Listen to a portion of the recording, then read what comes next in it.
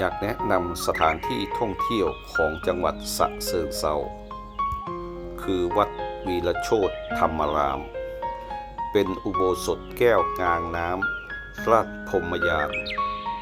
จุดเด่นด้วยประกาย ประดับกระจกเงา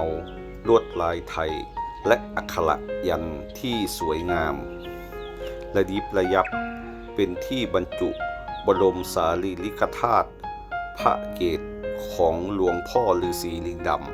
ำรอบอุโบสถประดิษฐานท้าวเวสสุวรรณอันตรการตาสวยงามมากครับบรรยากาศร่มรื่นในท่ามกลางทุ่งนาที่กว้างใหญ่ไพศาลเงียบสงบดีสำหรับสายมูทุกท่านอย่าพลาดไปแวะนมัสการแวะชมอลังการงานสร้างด้วยนะครับ